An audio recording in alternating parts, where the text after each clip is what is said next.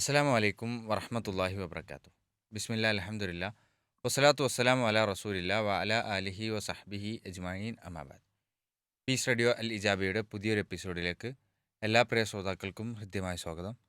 ഇൻഷാ അല്ലാഹ് ശ്രോതാക്കളുടെ ഫീഡ്ബാക്ക് വഴി വന്ന ചോദ്യങ്ങളാണ് ഇന്നത്തെ ഈ എപ്പിസോഡിൽ നമ്മൾ ദൂരീകരിക്കാൻ ഉദ്ദേശിക്കുന്നത്. നമ്മുടെ സംശയങ്ങൾക്ക് മറുപടി പറയാൻ നമ്മോടൊപ്പം ചേരുന്നത് ബഹുമാന്യ ഉസ്താദും ജാമിഅ അൽ ഹിന്ദ് അൽ ഇസ്ലാമിയയിലെ അധ്യാപകനും കൂടിയായ ഹംസ ജമാലി ഉസ്താദാണ്. ഉസ്താദിനെ ഈ പ്രോഗ്രാമിലേക്ക് സ്വാഗതം ചെയ്യുകയാണ്. അസ്സലാമു അലൈക്കും വറഹ്മത്തുള്ളാഹി. വലൈക്കും അസ്സലാം വറഹ്മത്തുള്ളാഹി വബറകാതുഹു. കുറേ അധികം ഫീഡ്ബാക്ക് വഴി ചോദ്യങ്ങൾ വന്നിട്ടുണ്ട്. അതിൽ ഇൻഷാ ചിലത് അല്ലാഹ്. എടുക്കാമെന്ന് കരുതുകയാണ്. ഇൻഷാ അതിൽ ഒരു ശ്രോതാവ് ചോദിച്ചിട്ടുള്ളത്, നമ്മൾ പള്ളിയിൽ പ്രവേശിച്ചാൽ 2 റക്അത്ത് തഹിയ്യത്ത് സുന്നത്ത് നിസ്കാരം നിർവഹിച്ചതിന് ശേഷം മാത്രമാണല്ലോ പള്ളിയിൽ ഇരിക്കേണ്ടത്. നമ്മൾ പള്ളിയിൽ നിന്ന് ജസ്റ്റ് ഒന്ന് പുറത്തിറങ്ങി തിരിച്ചു കയറുമ്പോൾ അങ്ങനെ നിസ്കരിക്കേണ്ടതുണ്ടോ? അങ്ങനെ നിസ്കരിച്ച ശേഷമാണോ ഇരിക്കേണ്ടതെന്നാണ് ശ്രോതാവിൻ്റെ സംശയം. ബിസ്മില്ലാ അൽഹംദുലില്ലാ വസ്സലാത്തു വസ്സലാമു അലാ റസൂലില്ലാ അമ്മാ ബഅദ്. പള്ളിയിൽ പ്രവേശിച്ചാൽ ഏത് സമയത്ത് പള്ളിയിൽ പ്രവേശിക്കുകയാണെങ്കിലും 2 റക്അത്ത് നിസ്കരിച്ചിട്ട് ഇരിക്കുക എന്നുള്ളത് പ്രബലമായ സുന്നത്താണ്. റസൂലുള്ളാഹി സ്വല്ലല്ലാഹു അലൈഹി വസല്ലം പറഞ്ഞത് ഇദാ ദഖല അഹദുക്കുമുൽ മസ്ജിദ, ഉം. നിങ്ങൾ ആരെങ്കിലും പള്ളിയിൽ പ്രവേശിച്ചാൽ ഫൽ യർക റക്അത്തൈനി ഖബ്ല അൻ യജ്ലിസ എന്നാണ്. ഇരിക്കുന്നതിന് മുമ്പ് അയാൾ 2 റക്അത്ത് നിസ്കരിച്ചു കൊള്ളട്ടെ. ചില റിപ്പോർട്ടിൽ ഇരിക്കരുത്, നിസ്കരിക്കാതെ ഇരിക്കരുത് എന്ന് വരെ വന്നിട്ടുണ്ട്. അപ്പം അതുകൊണ്ട് തന്നെ പള്ളിയിൽ കയറിയാലുള്ള ഒരു മര്യാദയാണ് പിന്നെ 2 റക്അത്ത് നിസ്കരിക്കുക എന്നുള്ളത്. അതെപ്പോൾ നമ്മൾ പ്രവേശിക്കുകയാണെങ്കിലും, ഈ പള്ളിയിൽ പുറത്തു പോയി തിരിച്ച് പള്ളിയിലേക്ക് തന്നെ വന്നാലും വീണ്ടും നമ്മൾ 2 റക്അത്ത് നിസ്കരിക്കണം. ഇതുപോലെ ഇപ്പോൾ നമ്മൾ ഒരാളെ, ഒരു മുസ്ലിമിനെ കണ്ടാൽ സലാം പറയുന്നു, അയാൾ എന്ത് ചെയ്യണം, ഒരു മറ ഉണ്ടായി വീണ്ടും അയാളെ കണ്ടുമുട്ടുകയാണെങ്കിൽ വീണ്ടും സലാം പറയൽ സുന്നത്താണെന്നാണ്. അതേപോലെ തന്നെ പള്ളിയിൽ നിന്ന് പുറത്തു പോയി ഉടനെ അപ്പം തന്നെ വന്നാലും ഇതേപോലെ സുന്നത്ത് തന്നെയാണ്. എന്നാൽ ചില പണ്ഡിതന്മാരൊക്കെ പറഞ്ഞ പോലെ എന്തോ ഒരു ആവശ്യത്തിന് ഇപ്പം ഒന്ന് പുറത്തു പോയി അപ്പം തന്നെ അങ്ങോട്ട് വന്നാൽ അത്ര പ്രബലമല്ല എന്ന് പറഞ്ഞവരുണ്ടെങ്കിലും കഴിയുകയാണെങ്കിൽ നമ്മൾ 2 റക്അത്ത് നിസ്കരിക്കുന്നതുകൊണ്ട് ആ ഹദീസിൻ്റെ മൊത്തത്തിലുള്ള അർത്ഥം നമുക്കതാണ് പഠിപ്പിക്കുന്നത്. പള്ളിയിലിരിക്കുന്നതിന് മുമ്പ് 2 റക്അത്ത് നിസ്കരിക്കുക എന്നുള്ളതാണ്. ഇപ്പോൾ ആൾ ഒളു എടുക്കാൻ പോയി തിരിച്ചു വന്ന ഒളുവിൻ്റെ സുന്നത്തും അതുപോലെ തഹിയ്യത്തിൻ്റെ സുന്നത്ത് ഇതൊക്കെ നമുക്കവിടെ ലഭിക്കുകയാണ്. അപ്പോൾ അതുകൊണ്ട് ആ സുന്നത്ത് നമസ്കാരം നിർവഹിക്കുകയാണ് വേണ്ടത്. എന്നാൽ വെറുതെ ഒരാൾ എന്ത് ചെയ്യാണ്, പുറത്ത് ഒരാളൊരു സംസാരം, ഇപ്പോൾ ഖുർആൻ ഓതുന്നതിൻ്റെ ഇടയിൽ ഖുർആൻ പിടിച്ചുകൊണ്ട് തന്നെ ഒന്ന് പുറത്തു പോയി അപ്പം തന്നെ ഉള്ളിൽ കയറിയാൽ നിസ്കരിക്കണം എന്നെന്ത് ചെയ്യുന്നില്ല, നമുക്ക് പറയാതെ വയ്യ. ഇൻഷാ അല്ലാഹ്. ഓക്കെ, ജസാക്കുമുല്ലാഹു ഖൈറൻ. മറ്റൊരു ശ്രോതാവിൻ്റെ സംശയം, വുളൂവിന് ശേഷം സുന്നത്തുള്ള 2 റക്അത്ത് നമസ്കാരത്തിലും തഹിയ്യത്ത് നമസ്കാരത്തിലും ആദ്യ റക്അത്തിൽ സൂറത്തുൽ കാഫിറൂനും രണ്ടാമത്തെ റക്അത്തിൽ സൂറത്ത് ഇഖ്ലാസും ഓതൽ സുന്നത്തുണ്ടോ? അപ്രകാരം തന്നെ ഇശായുടെ സുന്നത്ത് നമസ്കാരത്തിലും ആദ്യ റക്അത്തിൽ ആമന റസൂൽ ഓതൽ ഉത്തമമാണെന്ന് കേട്ടു. അതും ശരിയാണോ എന്നാണ് ശ്രോതാവിൻ്റെ സംശയം. വുളുവിൻ്റെ ശേഷം 2 റക്അത്ത് നിസ്കാരം എന്നുള്ളത് സ്ഥിരപ്പെട്ടിട്ടുള്ളൊരു സുന്നത്ത് നിസ്കാരമാണ്. അതേപോലെ തന്നെയാണ് സുബഹിൻ്റെ മുമ്പുള്ള നിസ്കാരം, പിന്നെ ഇഷാൻ്റെ ശേഷമുള്ള നിസ്കാരം. ഇപ്പോൾ ഈ പറഞ്ഞ നിസ്കാരങ്ങളൊക്കെ ഹദീസുകളിൽ വന്നിട്ടുള്ളതാണ്.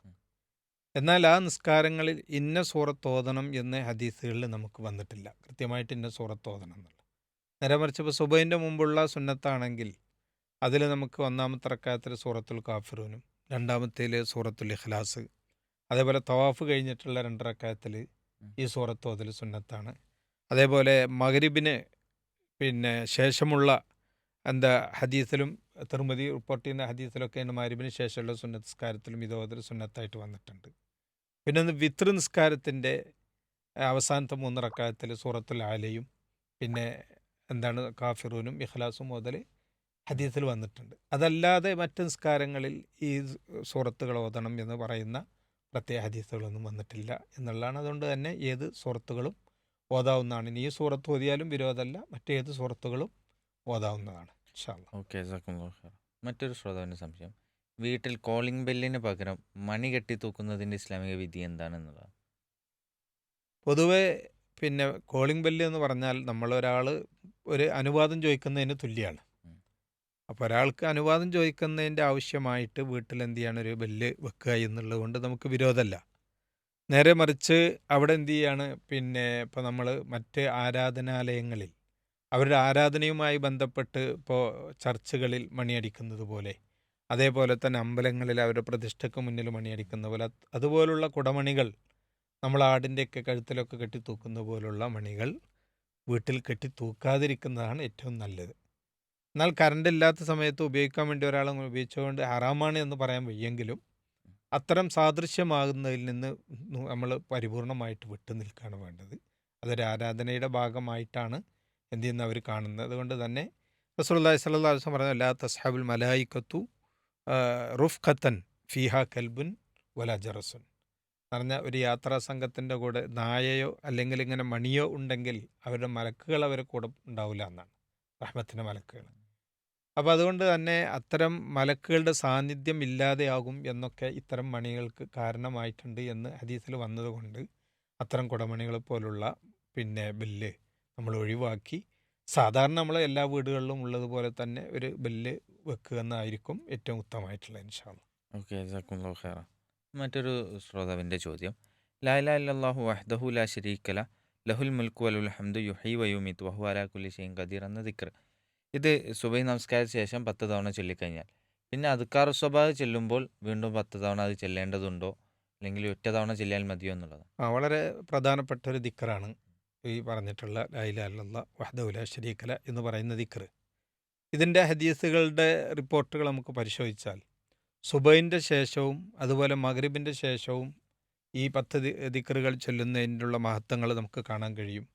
അതേപോലെ തന്നെ കുത്തിബ ലഹു ബിഹാ മിയത്തു ഹസന, അവന് 10 അത് 100 പ്രതിഫലം അവർ രേഖപ്പെടുത്തും. അതേപോലെ തന്നെ 100 തിന്മകൾ മായ്ക്കപ്പെടും എന്നൊക്കെ ഹദീസുകൾ അതിൻ്റെ മഹത്വങ്ങൾ പറയുന്നുണ്ട്. അത് ചില റിപ്പോർട്ടുകൾ നിസ്കാരശേഷം എന്നും, ചിലത് ഇതാ അസ്ബഹ എന്ന് തന്നെ വന്നിട്ടുണ്ട്, നേരം പുലരുമ്പോൾ ഹീന യുസ്ബിഹു, അതേപോലെ ഹീന യുംസി വൈകുന്നേരമാകുമ്പോൾ എന്നൊക്കെ വന്നിട്ടുണ്ട്. ഒരാൾ സുബഹ് നിസ്കാരത്തിന് ശേഷം അത് പറഞ്ഞാൽ അതും രാവിലെയാണ്, വൈകുന്നേരം എന്നുള്ള മഗ്രിബിന് ശേഷം പറഞ്ഞാൽ മഗ്രിബിന് മുമ്പ് അസറിന് ശേഷം എന്നും വന്നിട്ടുണ്ട്. അപ്പോൾ രാവിലെയും വൈകുന്നേരം 10 പ്രാവശ്യം ഈ ദിക്ർ ചൊല്ലുക എന്നുള്ളതാണ് കൊണ്ട് ഉദ്ദേശിക്കുന്നത്. അത് സുബഹിൻ്റെ മുമ്പിലാണെങ്കിൽ അത്രയും, സുബഹിൻ്റെ ശേഷം നിസ്കാരത്തിൻ്റെ ഉടനെ എന്നും ചില റിപ്പോർട്ടുകളിലാണ്. അപ്പോൾ സുബഹിൻ്റെ ശേഷം അത് ചൊല്ലിക്കഴിഞ്ഞാൽ പിന്നീട് ചൊല്ലിയിട്ടില്ലെങ്കിലും വിരോധമല്ല, ദിക്ർ അയാൾക്ക് കിട്ടി. ഇനി എന്ത് ചെയ്യാണ് അയാൾ ഈ ഹദീസിൻ്റെ എല്ലാ ആശയങ്ങളും ഉൾക്കൊണ്ട് സുബഹിൻ്റെ നിസ്കാരശേഷവും അതുപോലെ അദ്കാറു സബാഹ് അയാൾ മറ്റ് സമയങ്ങളിൽ ദിക്ർ ചൊല്ലുന്നുണ്ടെങ്കിൽ അതിൻ്റെ കൂടെ ചൊല്ലുകയാണെങ്കിലും വിരോധമല്ല എന്നാണ് നമുക്ക് മനസ്സിലാക്കാൻ കഴിയുന്നത്. പൊതുവേ ഈ ദിക്ർ ഒരു ദിവസം 100 പ്രാവശ്യം പറയുന്നതും ഹദീസിൽ വന്നിട്ടുണ്ട്. അപ്പം അതുകൊണ്ട് തന്നെ നമുക്ക് അത് ചൊല്ലാവുന്നതാണ് ഇൻഷാ അല്ലാഹ്. ഓക്കെ, ജസാക്കുമുല്ലാഹു ഖൈറ. മറ്റൊരു ശ്രോതാവിൻ്റെ സംശയം, ഒരാൾക്ക് എപ്പോഴാണ് ഹജ്ജ് നിർബന്ധമാകുന്നത്? വീട് വെക്കുക, മകളുടെ വിവാഹം എന്നിവ ബാക്കിയുള്ള ഒരാൾക്ക് അതിന് ശേഷമാണോ ഹജ്ജ് നിർബന്ധം? ഇപ്പോഴത്തെ നാട്ടാചാര പ്രകാരം ഇങ്ങനെയൊക്കെയാണെന്നാണ് മനസ്സിലാക്കുന്നതെന്ന് കൂട്ടിച്ചേർത്തിട്ടുണ്ട്. അത് ഹജ്ജ് നിർബന്ധമാവുന്നതുമായി ബന്ധപ്പെട്ട് ഇസ്ലാമിലെ പഞ്ചസ്തംഭങ്ങളിൽ അതിപ്രധാനമായ 5-ാമത്തെ കാര്യമാണ് ഹജ്ജ് എന്ന് പറയുന്നത്. വലില്ലാഹി അലന്നാസി ഹിജ്ജുൽ ബൈത്തി മനിസ്തത്താ ഇലൈഹി സബീല എന്ന് സൂറത്തുൽ ആലിംറാനിൽ നമ്മൾ പഠിപ്പിക്കുന്നുണ്ട്. അള്ളാഹുവിനെ വേണ്ടി ഹജ്ജ് കർമ്മം നിർവഹിക്കുക എന്നുള്ളത് കഴിവുള്ളവൻ നിസ്തത്താ ഇലൈഹി സബീല എന്ന് പറഞ്ഞാൽ ആരോഗ്യപരമായിട്ടും യാത്രക്കും അതുപോലെ സൗകര്യങ്ങളുള്ള ഒരാൾക്ക് ഹജ്ജ് ചെയ്യുക എന്നുള്ളത്, സാമ്പത്തികമായിട്ടൊക്കെ ശേഷിയുണ്ടെങ്കിൽ ഹജ്ജ് ചെയ്യൽ നിർബന്ധമാണ്. എന്നാൽ ഒരാൾക്ക് സ്വന്തമായിട്ട് വീടില്ല എന്ന് കരുതിയിട്ട് അയാൾ ഹജ്ജ് നിർബന്ധമല്ല എന്ന് പറയാൻ കഴിയില്ല. ഒരാൾക്ക് വാടകയ്ക്കാണ് വീട്ടിൽ, അയാൾ കഴിഞ്ഞു പോകുന്നുണ്ട്, എന്നാൽ ഹജ്ജ് ചെയ്യാനുള്ള സാമ്പത്തിക ശേഷിയുണ്ട് എങ്കിൽ അയാൾ ഹജ്ജ് ചെയ്യണം. അതാണ് ഇസ്ലാം, അപ്പോഴേ അയാൾക്ക് പൂർണ്ണമാകുള്ളൂ. എന്നാൽ നേരെ മറിച്ച് ഒരാളുള്ള കാശ് കൊണ്ട് എന്ത് ചെയ്തു വീടുണ്ടാക്കി പിന്നീട് ഹജ്ജിന് പോകാൻ സാമ്പത്തിക ശേഷി ഇല്ല എന്നുണ്ടെങ്കിൽ അയാൾ ഹജ്ജ് ചെയ്യേണ്ടതില്ല, കാരണം സാമ്പത്തിക ശേഷി അവിടെ ഇല്ല. മറിച്ച് ഹജ്ജ് വീടുണ്ടാക്കാൻ വേണ്ടി ഉണ്ടാക്കി വെച്ച കാശാണ്, വീടുണ്ടാക്കിയിട്ടില്ല, കാശ് കയ്യിലുണ്ട്, അപ്പോൾ അയാൾ ഹജ്ജ് ചെയ്യാണ് വേണ്ടത്. അതാണ് ഈ വിഷയത്തിൽ പറയാനുള്ളത്. അപ്പോൾ ശാരീരികമായിട്ടും സാമ്പത്തികമായിട്ടും മക്കയിൽ പോയി ഹജ്ജ് ചെയ്യാൻ കഴിവുള്ള ഒരാളാണെങ്കിൽ അയാൾ പെൺകുട്ടിയെ കെട്ടിക്കാനുണ്ട് അല്ലെങ്കിൽ വീട് വെക്കാനുണ്ട് എന്ന് പറഞ്ഞ് ആ സമ്പത്ത് ഇങ്ങനെ എടുത്ത് വെക്കല്ല വേണ്ടത്. അത് ഹജ്ജ് ചെയ്യുക, അത് ആ സമയമാകുമ്പോൾ അതിനുള്ള ഇത് അള്ളാഹു എന്ത് ചെയ്യും, അവർക്ക് കൊടുക്കും ഇൻഷാ അല്ലാഹ് എന്നാണ് പറയുന്നത്. ഓക്കെ, ജസാക്കുമുല്ലാഹു ഖൈറ. മറ്റൊരു ശ്രോതാവിൻ്റെ സംശയം ഇപ്രകാരമാണ്, സുബഹിയുടെ മുമ്പുള്ള സുന്നത്ത് നമസ്കാരം വേഗത്തിലാക്കുന്നത് ശ്രേഷ്ഠമാണെന്ന് കേട്ടു, ഇത് ശരിയാണോ എന്നുള്ളതാണ്. റസൂലുള്ളാഹി സ്വല്ലല്ലാഹു അലൈഹി വസല്ലമയുടെ സുബഹ് നമസ്കാരത്തിന് മുമ്പുള്ള സുന്നത്ത് നമസ്കാരങ്ങളിലൊക്കെ റക്അത്തൈനി ഖഫീഫത്തൈൻ എന്നാണ് വന്നിട്ടുള്ളത്. വളരെ ലഘുവായിട്ട് 2 റക്അത്ത്, അതിന് കൂടുതൽ ദീർഘിച്ച് പാരായണം ചെയ്യാതെ. 1-ാമത്തെ റക്അത്തിൽ സൂറത്തുൽ കാഫിറും 2-ാമത്തിൽ ഇഖ്ലാസുമാണ് ഓതിയത്. അത് തന്നെ മനസ്സിലാക്കുക, കൂടുതൽ ദൈർഘ്യമില്ലാതെ പ്രവാചകൻ പിന്നെ ആ നിസ്കാരങ്ങൾ നിർവഹിച്ചിരുന്നു എന്ന്. പിന്നെ ബുഖാരി മുസ്ലിം റിപ്പോർട്ട് ചെയ്യുന്ന ഹദീസുകളിൽ പല ഹദീസുകളിലും കാണുന്നത് സല്ലല്ലാഹു അലൈഹി വസല്ലം കാന യുസല്ലി റകഅത്തൈനി ഖഫീഫത്തൈൻ, ഉം. വളരെ ലഘുവായിട്ട് കൂടുതൽ ദൈർഘ്യമില്ലാതെ 2 റക്അത്ത് പെട്ടെന്ന് നബി നിസ്കരിക്കുകയാണ് ചെയ്തിരുന്നത്. പറഞ്ഞ ഫാത്തിഹ സൂറത്തും പിന്നെ ഇഖ്ലാസ്, ഫാത്തിഹ സൂറത്ത്, കാഫിറൂൻ, ഇതൊക്കെയാണ് ഓതിയിരുന്നത്. അപ്പോൾ അതാണ് അതിൽ സുന്നത്ത്. കൂടുതൽ ദീർഘിപ്പിക്കാതെ പിന്നെ ചുരുങ്ങിയ ചെറിയ സൂറത്തുകൾ ഓതി നിസ്കരിക്കൽ തന്നെയാണ് സുന്നത്ത് എന്ന് തന്നെയാണ് ഹദീസിൽ സ്ഥിരപ്പെട്ടിട്ടുള്ളത്. ശരിയാണ്. ഓക്കെ, ജസാക്കുമുല്ലാഹു ഖൈറ. അയ്യോ. മറ്റൊരു പലപ്പോഴും ഉണ്ടാവുന്ന സംശയമാണ്, ഉളുവെടുക്കുമ്പോൾ മുറിവ് കാരണമോ മറ്റോ പ്ലാസ്റ്റർ ഇട്ടത് കൊണ്ടോ കഴുകാൻ പറ്റാത്ത അവയവത്തിന് വേണ്ടി തൈമൂം ചെയ്യേണ്ടതുണ്ടോ എന്നുള്ളത്. നമ്മുടെ ഒളുവിൻ്റെ അവയവങ്ങളിൽ ഇപ്പം മുറിവാണ്, ആ മുറിവ് നമുക്ക് പിന്നെ തുറന്ന ബാൻഡേജോ മറ്റോ ഒന്നും ഇല്ലാത്ത തുറന്ന സ്ഥലമാണെന്നുണ്ടെങ്കിൽ അതിൽ വെള്ളം കൊണ്ട് തടവാൻ പറ്റുകയാണെങ്കിൽ അത് ചെയ്യാവുന്നതാണ്. ഉം. ഇനി വെള്ളം കൊണ്ട് തടവാൻ പറ്റൂല എന്നുണ്ടെങ്കിൽ അവരെന്ത് ചെയ്താൽ മതി, തൈമം ചെയ്താൽ മതി. ഉം. നേരെ മറിച്ച് ബാൻഡേജ് ഉണ്ട് എന്നുണ്ടെങ്കിൽ ഇപ്പോൾ മറ്റ് അവയവങ്ങളൊക്കെ നമ്മൾ കഴുകിയ ശേഷം ആ അവയവത്തിൻ്റെയും കഴുകാൻ പറ്റുന്ന ഭാഗം കഴുകിയിട്ട് ബാക്കി വെള്ളം കൊണ്ട് എന്ത് ചെയ്താൽ മതി, മേലെ ആ മുറിവിൻ്റെ ബാൻഡേജിൻ്റെ മേലെ ഒന്ന് ഒറ്റ പ്രാവശ്യം തടവിയാൽ മാത്രം മതി, തൈമം ചെയ്യേണ്ടതില്ല. ആ മുറിവ് അവയവം കഴുകുന്ന സമയത്ത് ബാൻഡേജ് ഇല്ലാത്ത ഭാഗങ്ങളിൽ കഴുകാൻ പറ്റുന്നിടത്ത് കഴുകി ബാക്കിയുള്ളത് വെറുതെ വെള്ളം കൊണ്ട് ഒറ്റ പ്രാവശ്യം മുഴുവനായിട്ടൊന്ന് തടവിയാൽ മതി. ഇൻഷാ അല്ലാ. ഓക്കെ, ജസാക്കുമുല്ലാഹു ഖൈറ. മറ്റൊരു ശ്രോതാവിൻ്റെ സംശയം, നിസ്കാരത്തിൽ സാധാരണയായി സുജൂദിൽ സുബ്ഹാന റബ്ബിയൽ ആല എന്നൊരു പ്രാവശ്യം എങ്കിലും ചുരുങ്ങിയത് പറയണമല്ലോ. എന്നാൽ ഖുർആൻ പാരായണം ചെയ്യുമ്പോൾ തിലാവത്തിൻ്റെ സുജൂദ് ചൊല്ലേണ്ട പ്രാർത്ഥനയ്ക്ക് മുമ്പ് സുബ്ഹാന റബ്ബിയൽ ആല എന്ന് പറയൽ വാജിബാണോ എന്നുള്ളതാണ്. സുബ്ഹാൻ റബ്ബിയൽ ആല, അതുപോലെ സുബ്ഹാൻ റബ്ബിയൽ അദീം റുക്കോയിൽ ഇത് പിന്നെ ഒരു പ്രാവശ്യമെങ്കിലും പറയൽ നിർബന്ധമാണ് എന്നാണ് ഇമാം അഹ്മദിനെ പോലുള്ള പണ്ഡിതന്മാർ വിശദീകരിക്കുന്നത്. എന്നാൽ ബഹുഭൂരിഭാഗം പണ്ഡിതന്മാരും അത് മുഅക്കദായ വളരെ പ്രധാനപ്പെട്ട ഒരു സുന്നത്തായിട്ടാണ് കാണുന്നത്. അതിൽ ഹദീസിലുള്ള പദപ്രയോഗങ്ങളാണ് നമുക്കന്ന് മനസ്സിലാകും. വിശുദ്ധ ഖുർആനിലെ ആയത്തുകളും എല്ലാം കൂടിയിട്ടാണ് നമുക്കന്ന് മനസ്സിലാക്കാൻ കഴിയുന്നത്. എന്നാൽ നബി സല്ലല്ലാഹു അലൈഹി വസല്ലം എല്ലാ നമസ്കാരങ്ങളിലും ഇത് ചൊല്ലിയിരുന്നു എന്നുള്ളത് നമുക്ക് എന്ത് ചെയ്യാൻ പറ്റില്ല, പറയാൻ കഴിയില്ല. കാരണം ഇപ്പോൾ സജദൻ്റെ ആയത്ത് തന്നെ നബി സല്ലല്ലാഹു, പിന്നെ ആയിഷ റളിയല്ലാഹു അൻഹ ഉദ്ധരിക്കുന്ന ഹദീസിലുണ്ട് റസൂലുള്ളാഹി സ്വല്ലല്ലാഹു അലൈഹി വസല്ലമ അവിടുന്ന് എന്ത് ചെയ്യുക, സുജൂദുൽ ഖുർആൻ ബില്ലൈൽ, രാത്രിയിൽ ഖുർആൻ ഓതിയിട്ട് സുജൂദ് ചെയ്യുമ്പോൾ, തിലാവത്തിൻ്റെ സുജൂദ് ചെയ്യുമ്പോൾ അതിൽ പ്രാർത്ഥിച്ചിരുന്നത് യഖൂലു ഫിസ് സജദതി മിറാറൻ, സുജൂദിൽ പല പ്രാവശ്യം പറയുമായിരുന്നു, സജദ വജിഹിയ ലില്ലദി ഖലഖഹു വശഖ സമഅഹു വബസറു ബിഹൗലിഹി വഖുവത്തിഹി. വേറെ റിപ്പോർട്ടുകളുണ്ട്, ഇതേ തന്നെ വേറെയും രീതിയിൽ ഉദ്ധരിക്കപ്പെട്ടിട്ടുണ്ട്. അപ്പോൾ ഇത് പറയുമായിരുന്നു എന്നുണ്ട്. അവിടെ സുബ്ഹാന റബ്ബിയൽ ആല എന്ന് പറഞ്ഞതായിട്ട് നമുക്ക് കാണാൻ കഴിയില്ല. അപ്പോൾ ഒരാൾ ഇത് പറഞ്ഞിട്ടില്ലെങ്കിലും നമുക്ക് എന്ത് ചെയ്യും, നിസ്കാരം ശരിയാവും, സുജൂദിൻ്റെ പ്രാർത്ഥന ശരിയാവും എന്ന് തന്നെയാണ്. എന്നാൽ ഏറ്റവും ഈ അഭിപ്രായ വ്യത്യാസത്തിൽ നിന്ന് വിട്ടു നിൽക്കാൻ വേണ്ടി നമ്മൾ ഒരു പ്രാവശ്യമെങ്കിലും സുബ്ഹാന റബ്ബിയൽ ആല എന്ന് പറഞ്ഞ ശേഷം പിന്നെ തിലാവത്തിൻ്റെ സുജൂദിൽ പ്രാർത്ഥിക്കുന്ന പ്രാർത്ഥന പറയുന്നതാകും ഏറ്റവും ഉത്തമമായിട്ടുള്ളത്. ഓക്കെ, ജസാക്കുമുല്ലാഹു ഖൈറ. മറ്റൊരു സഹോദരിമാരുടെ ഭാഗത്തു നിന്ന ചോദ്യം പലപ്പോഴും ഉണ്ടാകുന്നതാണ്, ദിക്ർ ചെല്ലുമ്പോൾ സ്ത്രീകൾ തലയിൽ തട്ടമിടേണ്ടതുണ്ടോ എന്നുള്ളത്. ഇത് പൊതുവായ നമ്മുടെ നാട്ടിലുള്ള ഒരു ധാരണ, ഉളു ചെയ്യുമ്പോൾ ഉളു എടുക്കുന്ന സമയത്ത് തല മറക്കേണ്ടതുണ്ടോ, അല്ലെങ്കിൽ ഉളു എടുക്കുമ്പോൾ ഔറത്ത് മറക്കേണ്ടതുണ്ടോ, ദിക്റുകൾ ചെല്ലുമ്പോൾ ഔറത്ത് മറക്കേണ്ടതുണ്ടോ, തല മറക്കേണ്ട, അങ്ങനെയൊന്നുമില്ല. ബാങ്ക് ബാങ്ക് കേൾക്കുമ്പോൾ തല മറക്കേണ്ടതുണ്ടോ, അതൊക്കെ ആളുകൾക്കുള്ളൊരു സംശയങ്ങളാണ്. ശരിക്കും അങ്ങനെയൊന്നും എന്ത് ചെയ്യുന്നില്ല, ഉളുവിൻ്റെ ഷർത്തായിട്ടോ അല്ലെങ്കിൽ ദിക്ർ ചൊല്ലുമ്പോൾ ഔറത്ത് മറക്കണമെന്നോ തല മറക്കണമെന്നൊന്നുമില്ല. ഭാര്യ ഭർത്തൃ ബന്ധത്തിൻ്റെ സമയത്ത് വരെ ദിക്റുണ്ടല്ലോ, ആ സമയത്ത് ഔറത്ത് മറക്കണമെന്നല്ലല്ലോ. അപ്പോൾ അങ്ങനെ ഒരു നിബന്ധന നബി സല്ലല്ലാഹു അലൈഹി വസല്ലം പഠിപ്പിച്ചു തന്നിട്ടില്ല. പഠിപ്പിച്ച കാര്യങ്ങൾ മാത്രമേ നമ്മൾ എന്ത് ചെയ്യേണ്ടുള്ളൂ. അപ്പോൾ ദിക്ർ ചൊല്ലുമ്പോൾ അവിടെ എന്ത് ചെയ്യാണ്, തട്ടം ഇടുക എന്നുള്ളത് എന്തല്ല ഹദീസിലോ ഒന്ന് പ്രവാചകൻ പഠിപ്പിച്ചിട്ടില്ലാത്തൊരു കാര്യമാണ്. അപ്പോൾ ഒരു സ്ത്രീ വീട്ടിലാവുമ്പോൾ ചിലപ്പോൾ ഔറത്ത് മറച്ചോളണമെന്നില്ല. വീട്ടിൽ ഒറ്റക്ക് ഭാര്യ ഭർത്താവ് ഒറ്റക്കാണെങ്കിലൊക്കെ തല മറച്ചിട്ടുണ്ടാവില്ല, അല്ലെങ്കിൽ ഔറത്ത് ആ സമയത്ത് അവർക്ക് ദിക്ർ ചൊല്ലാം. കാരണം സല്ലല്ലാഹു അലൈഹി വസല്ലം തന്നെ പറഞ്ഞത് കാന യദ്കുറുല്ലാഹ ഫി കുല്ലി അഹ്യാനി, എല്ലാ സന്ദർഭത്തിലും നബി സല്ലല്ലാഹു അലൈഹി വസല്ലം അള്ളാഹുവിനെ ഓർത്തിരുന്നു, ദിക്റുകൾ ചൊല്ലിയിരുന്നു.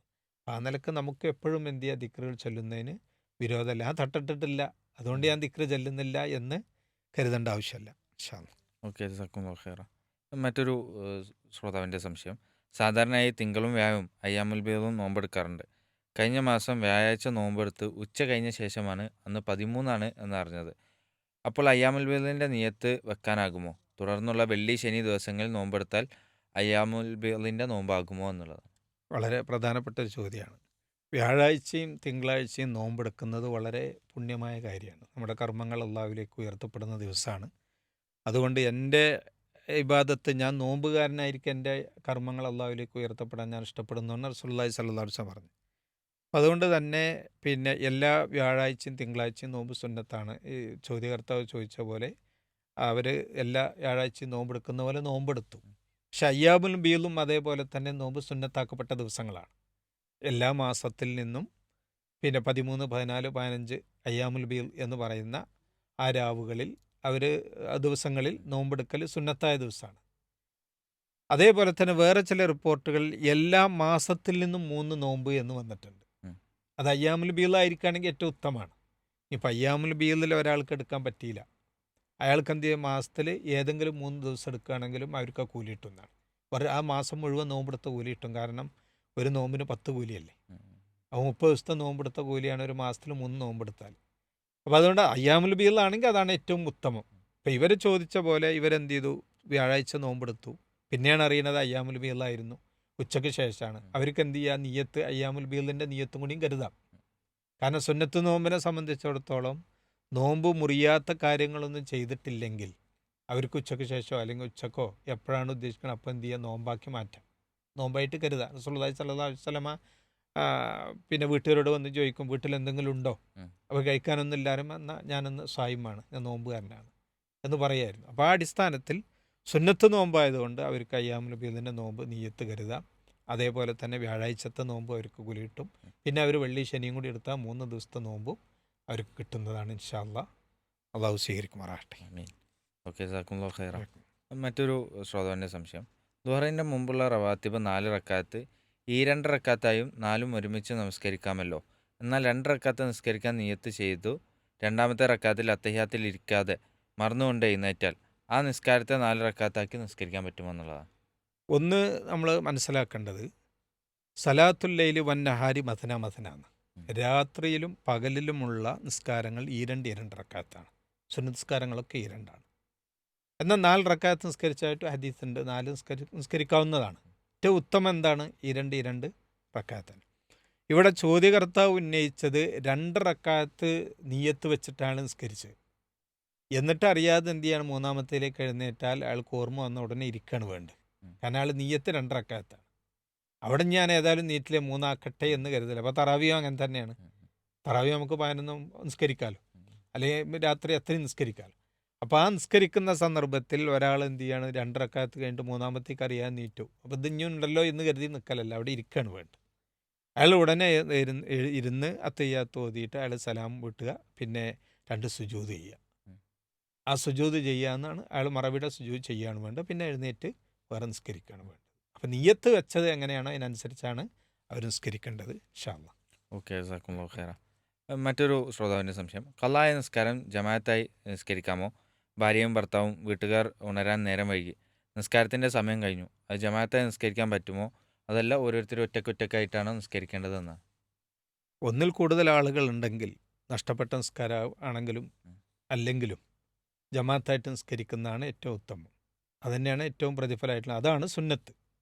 ഇപ്പോൾ ഭാര്യയും ഭർത്താവും അവർക്ക് ഫർള് നഷ്ടപ്പെട്ടു, ഇപ്പോൾ സുബ്ഹ് നഷ്ടപ്പെട്ടു, അവർ ഉറങ്ങിപ്പോയി, എഴുന്നേറ്റപ്പോൾ നേരം വെളുത്തിരുന്നു, സൂര്യ ഉദിച്ചിരുന്നു എങ്കിൽ അവർക്ക് ജമാഅത്തായിട്ട് നിസ്കരിക്കുക, അതാണ് ഏറ്റവും ഉത്തമം.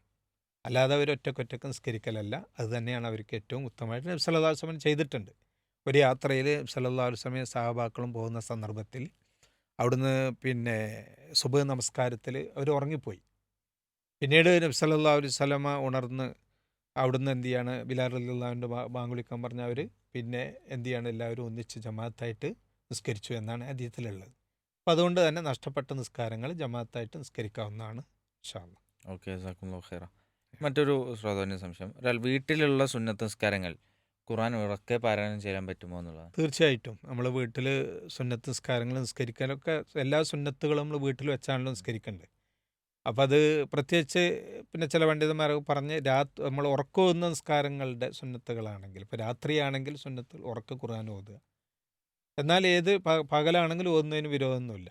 അപ്പം അങ്ങനെ ഉറക്കം ഓതുന്നതിന് വിരോധമല്ല. പ്രത്യേകിച്ച് അത് മറ്റുള്ളവർക്ക്, കുട്ടികൾക്കും മറ്റുള്ളവർക്കൊക്കെ പ്രചോദനം ഉണ്ടാകുകയാണെങ്കിലും, എന്നാൽ മറ്റുള്ള ആളുകൾക്ക് പ്രയാസമില്ലാതെ ഉറങ്ങുക അങ്ങനെ എന്തെങ്കിലും ചെയ്യുന്നുണ്ടെങ്കിൽ അവരെ പ്രയാസപ്പെടുത്താതെ നമ്മൾ ഓതുകയാണ് വേണ്ടത്. അങ്ങനെ ഓതുന്നതിന് വിരോധമൊന്നുമില്ല. ഇൻഷാ അല്ലാ. ഓക്കെ, ജസാക്കുമുല്ലാഹു ഖൈറ. മറ്റൊരു ശ്രോതാവിൻ്റെ സംശയം നോമ്പ് തുറയുമായി ബന്ധപ്പെട്ടുള്ള ഒരു ചോദ്യമാണ്. ബാങ്കിൻ്റെ സമയക്രമം അനുസരിച്ച് കോഴിക്കോടിൻ്റെ സമയമാണ് പിൻപറ്റുന്നത്. അതായത് ഇന്ന് 12ാമത്തെ നോമ്പ്, അഥവാ മഗ്‌രിബിൻ്റെ സമയം 6:37 എന്നാണ് ക്ലോക്കിൽ കാണിക്കുന്നത്.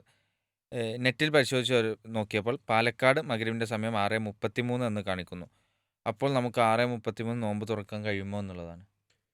ഇവിടെ നമ്മൾ പ്രധാനമായിട്ട് മനസ്സിലാക്കേണ്ടത്, നോമ്പ് തുറക്കേണ്ട സമയം റസൂലുള്ളാഹി സ്വല്ലല്ലാഹു അലൈഹി വസല്ലം പഠിപ്പിച്ചത് ഇദാ അഖ്ബലൽ ലൈലു മിൻ ഹാവുന വാദ്ബറൻ നഹാറു മിൻ ഹാവുന, പിന്നെ വഗറുബത്തി ഷംസു ഫഖദ് അഫ്തറ സായിമു എന്നാണ് പറഞ്ഞാൽ. രാത്രി അത് ഇരുട്ടായി, പകൽ ഇവിടുന്ന് കഴിഞ്ഞു പോയി രാത്രി ഇരുട്ടായി കഴിഞ്ഞാൽ, സൂര്യൻ അസ്തമിച്ചു എന്ന് ഉറപ്പായി കഴിഞ്ഞാൽ അവർ നോമ്പുറക്കാന്ന്. പിന്നെ സമയം അത് എത്രയാണെന്ന് കൃത്യമായിട്ട് ആളുകൾക്ക് പല വാച്ചുകളും പല സമയങ്ങൾ ആശയക്കുഴപ്പങ്ങളില്ലാതിരിക്കാൻ വേണ്ടിയും, പണ്ട് കാലം മുതലേ നമ്മൾ നിസ്കാര സമയം ഇതൊക്കെ കൃത്യം അറിയാൻ വേണ്ടിയിട്ടും ഇവിടുന്ന് എന്ത് ചെയ്യാണ്, പല അതുമായി കൂടുതൽ അറിയുന്ന ഗോളശാസ്ത്രവുമായിട്ടൊക്കെ ബന്ധമുള്ള പണ്ഡിതന്മാർ അവർ പരിശോധിച്ച് വെക്കുന്ന സമയങ്ങളാണ് നമ്മുടെ കലണ്ടറുകളിലുള്ളത്. ആ കലണ്ടറുകളിലുള്ള സമയം വളരെ കൃത്യമാണ്. അപ്പം അതുകൊണ്ട് തന്നെ നമ്മളെ സംബന്ധിച്ചിടത്തോളം ഇപ്പോൾ പാലക്കാട്, കോഴിക്കോട് ഇതൊന്നും തമ്മിൽ വലിയ വ്യത്യാസമില്ല. ഇപ്പോൾ കേരളത്തിൽ മൊത്തത്തിൽ എന്താണ്, നമുക്ക് വലിയ വ്യത്യാസങ്ങളൊന്നുമില്ല, ചെറിയ മിനിറ്റുകളേ ഉള്ളൂ. അതുകൊണ്ട് ആ കലണ്ടറുകളെ നമ്മൾ വിശ്വാസയോഗ്യമായിട്ടുള്ള ഇതുകളാണ്, അതിനെ അവലംബിക്കാണ് വേണ്ടത്. അതല്ലാതെ നമ്മൾ ഓരോരുത്തരും നെറ്റിൽ നോക്കുകയാണെങ്കിൽ നെറ്റിലുള്ള എല്ലാം കൃത്യമായിക്കൊള്ളണമെന്നില്ല. അപ്പം അതുകൊണ്ട് അതായിരിക്കും ഏറ്റവും ഉത്തമമായിട്ടുള്ളത്. അതല്ലെങ്കിൽ സൂര്യൻ അസ്തമിച്ചു, സൂര്യൻ്റെ വൃത്തം പൂർണ്ണമായിട്ട് അസ്തമിച്ചു നമുക്ക് ഉറപ്പായാൽ ബാങ്ക് വിളിക്കാം, അലംസ്കരിക്കാം, നോമ്പ് തുറക്കാം എന്നുള്ളതാണ് നമുക്കതെന്ന് മനസ്സിലാക്കേണ്ടത്. അല്ലാഹു തആല. ഓക്കെ, ജസാക്കുമുല്ലാഹു ഖൈറ. മറ്റൊരു ശ്രോതാവിൻ്റെ സംശയം, രാത്രി അള്ളാഹു 1-ാം ആകാശത്തേക്ക് ഇറങ്ങി വരും എന്നുള്ളത് കേട്ടു. അപ്പോൾ ആ സമയത്ത് പ്രാർത്ഥനയ്ക്ക് ഉത്തരം ലഭിക്കുമെന്നുള്ളതും കേട്ടു. അള്ളാഹു ഇറങ്ങി വരുന്ന ഒരു സമയം എപ്പോഴാണെന്ന് പറഞ്ഞു തരാമോ എന്നുള്ളതാണ്. ഹദീസിൽ റസൂലുള്ളാഹി സ്വല്ലല്ലാഹു അലൈഹി വസല്ലമ പറഞ്ഞത് യൻസിലുല്ലാഹു കുല്ല ലൈലത്തിൻ ഇല സമായി ദുനിയ, എല്ലാ രാത്രിയിലും ആകാശത്തിനോടടുത്ത്, അതായത് ഭൂമിയോടടുത്തുള്ള, ദുനിയാവിനോടടുത്തുള്ള ഏറ്റവും അടുത്ത ആകാശം എന്നാണ്, ദുനിയ അറിഞ്ഞാൽ അടുത്തെന്നാണ്, ആ ആകാശത്തേക്ക് ഇറങ്ങി വരും. ഹീന യബ്ഖ സുലുസുൽ ലൈലിൽ ആഖിർ എന്ന് പറഞ്ഞാൽ രാത്രിയുടെ അവസാന 1/3 ബാക്കിയാവും. മൊത്തം സൂര്യ അസ്തമിക്കുന്നത് മുതൽ ഫജർ വരെയുള്ള സമയം, അതിൻ്റെ ഫജർ വരെയുള്ള ആ സമയത്തിൻ്റെ അവസാന 1/3 ആക്കിയിട്ട് അതിൻ്റെ അവസാനത്തെ 1/3 ബാക്കിയാവുമ്പോൾ ഇറങ്ങി വരുന്നതാണ് ഒരു ഹദീസിൽ വന്നിട്ടുള്ളത്.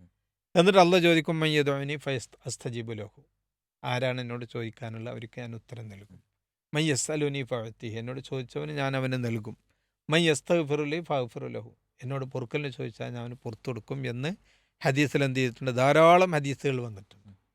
ചില റിപ്പോർട്ടിൽ വന്നത് ഹീന യംദി സുലുസുൽ ലൈലിൽ അവ്വൽ എന്നാണ്, എന്ന് പറഞ്ഞാൽ രാത്രിയുടെ ആദ്യത്തെ 1/3 കഴിയുമ്പോൾ, ചിലതിൽ അവസാനത്തെ 1/3 ബാക്കിയാവുമ്പോൾ, ചില റിപ്പോർട്ടിൽ ആ രാത്രിയുടെ ആദ്യത്തെ 1/3 കഴിയുമ്പോൾ, ചില റിപ്പോർട്ടിൽ ഇതാ മല ഷത്രുൽ ലൈലി ഔ സുലുസാഹു എന്ന് പറഞ്ഞാൽ രാത്രിയുടെ പകുതിയോ അല്ലെങ്കിൽ 2 ഭാഗമോ കഴിഞ്ഞാൽ എന്നൊക്കെ ഹദീസുകൾ വന്നിട്ടുണ്ട്. അപ്പം രാത്രിയുടെ യാമങ്ങളിൽ അല്ലെങ്കിൽ രാത്രിയുടെ പാതിരാവിൽ അള്ളാഹു ആകാശത്ത് നിന്ന് ഇറങ്ങി വരും എന്നുള്ളതാണ്. ഇതൊക്കെ ഹദീസിൽ വന്ന് നമ്മൾ അതേപോലെ അംഗീകരിക്കുക എന്നുള്ളതാണ്. അല്ലാതെ അതിനെ നമുക്ക് വ്യാഖ്യാനിക്കാനോ ഇവിടെ 3 ആവുമ്പോൾ അവിടെ എന്തായിരിക്കും എന്നുള്ളതൊന്നും ചിന്തിക്കേണ്ട ആവശ്യം നമുക്ക്. അള്ളാഹിനെ സംബന്ധിച്ചിടത്തോളം ഈ സ്ഥലകാലം ഇതൊന്നും പ്രശ്നമല്ല. നമുക്കാണ്, സൃഷ്ടികളെ നമുക്കാണ് എന്ത് ചെയ്യുന്നത്, രാത്രിയുടെ 1/3 ഇതൊക്കെ. അപ്പം നമുക്ക് മനസ്സിലാകുന്നതിനാണ് അള്ളാഹു ഇത് നമുക്ക് എന്ത് ചെയ്യുന്നത്, നബി സല്ലല്ലാഹു അലൈഹി വസല്ലമയിലൂടെ പഠിപ്പിച്ചു തരുന്നത്. അപ്പം രാത്രിയിൽ നമുക്ക് എപ്പോഴാണോ നമുക്ക് കഴിയുക ആ സമയത്ത് അള്ളാഹുവിൻ്റെ ദുആ ചെയ്യുക, പിന്നെ തഹജ്ജുദ് നിസ്കരിക്കുക, അപ്പോൾ പ്രാർത്ഥിക്കുക. ആ സമയത്ത് അള്ളാഹു ഇറങ്ങി വരുന്നതാണ്. രാത്രിയിൽ ഇറങ്ങും എന്ന് പറഞ്ഞാൽ ഇറങ്ങും തന്നെ. അത് എങ്ങനെ ഇറങ്ങും, അള്ളാഹുവിൻ്റെ ജലാലത്തിനോട് യോജിക്കുന്ന രീതിയിൽ അള്ളാഹു ഇറങ്ങും. അത് വേറെ സൃഷ്ടിയുടെ പിന്നെ ഇറങ്ങുന്നതുമായി ബന്ധപ്പെടുത്താനോ അതിന് സാദൃശ്യപ്പെടുത്താനോ രൂപപ്പെടുത്താനോ നമുക്ക് കഴിയില്ല. അള്ളാഹ്ക്ക് യോജിച്ച രീതിയിൽ അള്ളാഹു എന്ത് ചെയ്യും, ഇറങ്ങി വരും. അത് അള്ളാഹ് പറഞ്ഞു, അത് നമ്മൾ അങ്ങനെ തന്നെ വിശ്വസിക്കുന്നു എന്നുള്ളതല്ലാതെ അത് കൃത്യം എത്ര മണിക്കാണെന്ന് ചോദിച്ചാൽ നമുക്ക് കഴിയില്ല. അപ്പോൾ ഈ ഹദീസൊക്കെ വെച്ച് പറഞ്ഞാൽ എന്താ, രാത്രിയിൽ ഇറങ്ങും എന്നാണ് നമുക്കതെന്ന് മനസ്സിലാക്കാൻ കഴിയുന്നത്. ഇൻഷാ അല്ലാഹ്. ഓക്കെ, ജസാക്കുമുല്ലാഹു ഖൈറ.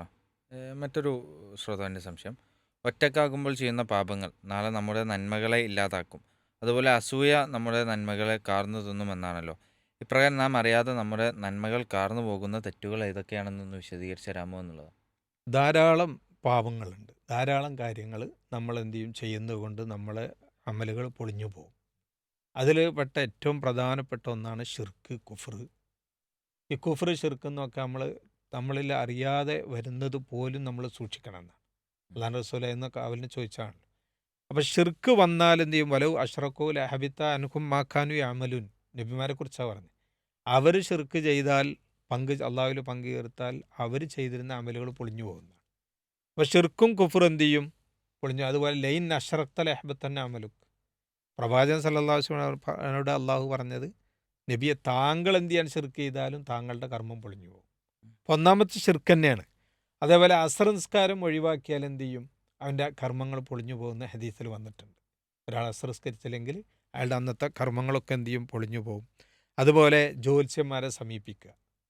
ജ്യോത്സ്യന്മാരെ സമീപിച്ചാൽ നമ്മൾ വിശ്വസിച്ചാലും ഇല്ലെങ്കിലും ആ കണക്ക് നോക്കന്മാർ ഇവരൊക്കെ നമ്മൾ സന്ദർശിക്കുന്നതുകൊണ്ട് തന്നെ നമ്മൾ എന്ത് ചെയ്യും? നമ്മുടെ അമലുകൾ പൊളിഞ്ഞു പോകും. അതേപോലെ മറ്റുള്ളവരെ ലുൽമ ചെയ്യുക, അക്രമം ചെയ്യുക, അതൊക്കെ അതിൽ പെട്ടതാണ്. അതേപോലെ അനുവദനീയമല്ലാത്ത രീതിയിൽ നായനെ വളർത്തുക. ഇപ്പോൾ നമ്മുടെ തോട്ടം നോക്കാൻ അങ്ങനെയൊന്നും അല്ലാത്തൊരാവശ്യത്തിന് വേണ്ടി നായനെ വളർത്തുന്നത് ഒക്കെ ഹദീസിൽ വന്നതാണ്. പിന്നെ മദ്യപിക്കുക. ഒരാൾ എന്ത് ചെയ്യാണ്? മദ്യപിച്ചിട്ടുണ്ടെങ്കിൽ അള്ളാഹു 40 ദിവസത്തെ നിസ്കാരം അവന് സ്വീകരിക്കില്ല എന്ന് ഹദീസിൽ വന്നിട്ടുണ്ട്. അവൻ തൗബ ചെയ്താൽ അള്ളാഹ് തൗബ സ്വീകരിക്കും എന്ന്. അതേപോലെ കൊടുത്ത ധർമ്മം, ഒരാൾക്ക് ധർമ്മം ചെയ്തു, അതെടുത്തു പറയാം. ഒക്കെ ഖുർആനിൽ തന്നെ എടുത്തു പറഞ്ഞാണ്.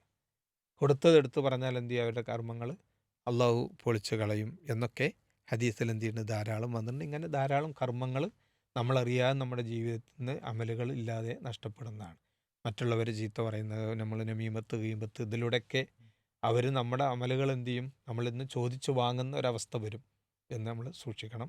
അള്ളാഹു കാത്തിരക്ഷിക്കുമാറാകട്ടെ. ആമീൻ. ഇതോട് ചേർത്ത് ചോദിക്കാനുള്ള മറ്റൊരു ചോദ്യം, അമലുകൾ പായായി പോകാതിരിക്കാനുള്ള പ്രാർത്ഥന ഉണ്ടെങ്കിൽ അതൊന്ന് പറഞ്ഞു തരുമോ എന്നുള്ളത്. തീർച്ചയായിട്ടും സല്ലല്ലാഹു അലൈഹി വസല്ലമയുടെ ഹദീസ് പ്രാർത്ഥനകളിൽ അല്ലാഹുമ്മ ഇന്നി അസ്അലുക ഇൽമൻ നാഫിഅൻ വരിസ്ഖൻ ത്വയ്യിബൻ വഅമലൻ മുതഖബ്ബലൻ എന്ന് ഹദീസിൽ കാണാൻ കഴിയും. അപ്പോൾ അതിൽ പറയണത് എന്താണ്? ഒന്ന്, അല്ലാഹുമ്മ ഇന്നി അസ്അലുക ഇൽമൻ നാഫി, ഉപകാരപ്രദമായ അറിവ് ഞാൻ നിന്നോട് ചോദിക്കുന്നു. വരിസ്ഖൻ ത്വയ്യിബൻ, നല്ല ഉപജീവനം ചോദിക്കുന്നു. വഅമലൻ മുതഖബ്ബൽ, സ്വീകാര്യമായ അമലുകൾ. അപ്പം അള്ളാഹ് സ്വീകരിക്കുന്ന അമലായിരിക്കണം, പൊളിഞ്ഞു പോകില്ലല്ലോ. അള്ളാഹ് സ്വീകരിച്ചാൽ എന്ത് ചെയ്യും? നമുക്ക് നഷ്ടപ്പെടില്ല. അതേപോലെ അല്ലാഹുമ്മ അഇന്നി അലാ ദിക്രിക വശുക്രിക വഹുസ്നി ഇബാദത്തിക്, നിന്നെ നല്ല രീതിയിലുള്ള ഇബാദത്ത് ചെയ്യാനുള്ളത്. അതേപോലെ യാ ഹയ്യു യാ ഖയ്യൂം ബിറഹ്മതിക അസ്തഗീസ് അസ്ലിഹ് ലി ശഅനി കുല്ല വലാ തകിൽനി ഇലാ നഫ്സി തർഫത ഐൻ. ഇങ്ങനെ ധാരാളം. അല്ലാഹുമ്മ ർസുഖ്നൽ അഅമാല സ്വാലിഹ എന്നൊക്കെ പറഞ്ഞിട്ട് ധാരാളം പ്രാർത്ഥനകളുണ്ട്. അതൊക്കെ നമുക്കിനിപ്പോൾ അറബിയിൽ അറിയില്ലെങ്കിലും മലയാളത്തിൽ പ്രാർത്ഥിച്ചാലും മതി. പടച്ചവനെ, എൻ്റെ അമലുകളൊക്കെ നീ സ്വീകരിക്കണേ, ഒന്നും തട്ടിക്കളയരുതേ, ഒന്നും പൊളിഞ്ഞു പോകരുത് എന്ന് നമ്മൾ മലയാളത്തിൽ പ്രാർത്ഥിച്ചാലും അത് സ്വീകരിക്കുന്നതാണ്. ഇത്തരം ഹദീസിൽ വന്നിട്ടുള്ള പ്രാർത്ഥന പഠിച്ച് പ്രാർത്ഥിക്കുകയാണെങ്കിൽ അതാണ് ഏറ്റവും ഉത്തമമായിട്ടുള്ളത്. പ്രാർത്ഥനയുമായി ബന്ധപ്പെട്ട് മറ്റൊരു ചോദ്യം വന്നത്, പ്രാർത്ഥിക്കുമ്പോൾ ഉള്ളം കൈയിലേക്കാണോ നോക്കേണ്ടതല്ല മേലോട്ടാണോ നോക്കേണ്ടത് എന്നുള്ളത്. ഇതിൽ രണ്ടും നമുക്കെന്താണ് ജായിസായിട്ടാണ് കാണാൻ കഴിയും.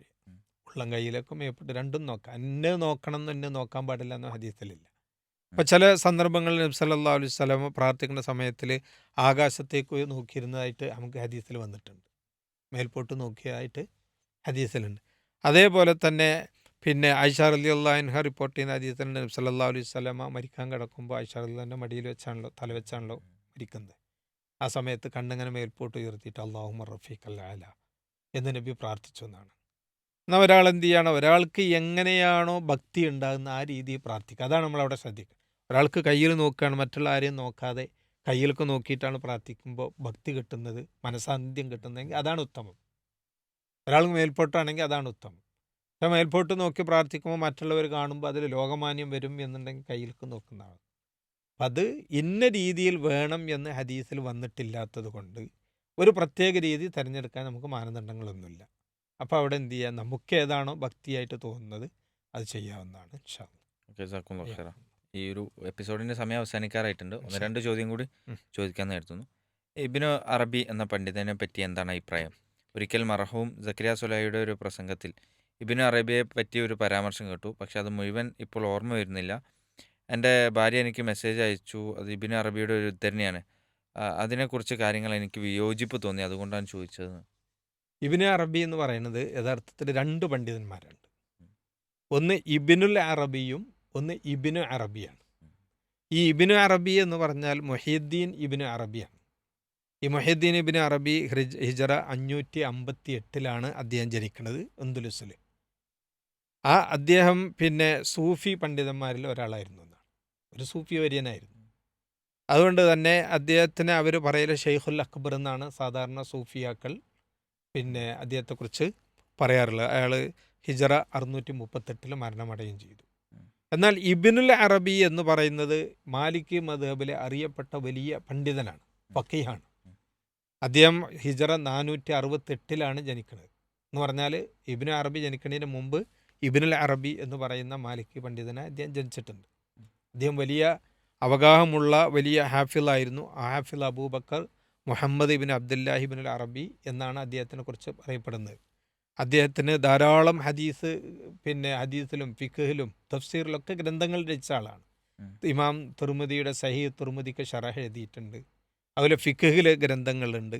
ധാരാളം പിന്നെ ഗ്രന്ഥങ്ങളുടെ രചയിതാവായ വലിയ ഒരു അറിയപ്പെട്ട പണ്ഡിതനാണ് ഈ ഇബ്നുൽ അറബി എന്ന് പറയുന്ന. അദ്ദേഹത്തിൻ്റെ പിന്നെ വാക്കുകൾക്ക് ഫിഖ്ഹിൽ വലിയ സ്ഥാനങ്ങളുണ്ട്. അദ്ദേഹം ഹിജറ 543 മരണപ്പെടുന്നത്. ഇതാണ് ഇവർ രണ്ടും തമ്മിലുള്ള വ്യത്യാസം. ഇബ്നു അറബി സൂഫിയാണ്. ഇബ്നുൽ അറബി എന്ന് പറയുന്നത് മാലിക്കി മദ്ഹബിലെ വലിയ ഒരു ഫഖീഹായ പണ്ഡിതനാണ്. ഓക്കെ, അവസാനത്തെ ഒരു ചോദ്യം. പ്രാർത്ഥനകൾ മനസ്സിൽ പറഞ്ഞാൽ മതിയോ അതല്ല ശബ്ദത്തിൽ പറയേണ്ടതുണ്ടോ എന്നുള്ളത്? പ്രാർത്ഥന എന്ന് പറയുമ്പോൾ നമ്മളത് നമ്മുടെ മനസ്സ് കേൾക്കുന്ന പോലെ, ശരീരം കേൾക്കുന്ന പോലെ നാവ് അനക്കിക്കൊണ്ടായിരിക്കണം പ്രാർത്ഥിക്കുന്നത്. മനസ്സിൽ നമ്മൾ പറയുന്നത് ശരിക്കും അതിന് ദിക്ർ എന്നാണ് പറയാം. മനസ്സിൽ പ്രാർത്ഥിക്കുക, മനസ്സിൽ കരുതുക, വിചാരിക്കുക എന്നുള്ള എന്താണ് ദിക്റാണ്. കാരണം ഖുർആൻ പറഞ്ഞത് ഉദഉ റബ്ബക്കും തളർറുഅൻ വഖുഫിയ, അവിടെ ഗോപ്യമായിട്ട് മെല്ലെ പ്രാർത്ഥിക്കുക എന്നുള്ളതാണ്. അത് ചില റിപ്പോർട്ടിൽ വദ്കുർ റബ്ബക ഫി നഫ്സിക്, നിന്റെ മനസ്സിൽ നീ റബ്ബിനെ ഓർക്കുക. അപ്പം ദിക്റും ദുആയും തമ്മിൽ വ്യത്യാസം. ദിക്ർ മനസ്സിലായിരിക്കും ചൊല്ലുക, എന്നാൽ നാവ് കൊണ്ട് ചൊല്ലുന്ന ദിക്റുകളുണ്ട്. പ്രാർത്ഥന നമ്മൾ നാവ് കൊണ്ട് ചൊല്ലണം എന്നുള്ളതാണ്.